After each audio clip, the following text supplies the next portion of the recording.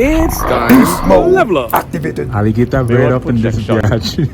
Some sort of mirrored manifestation, a projection.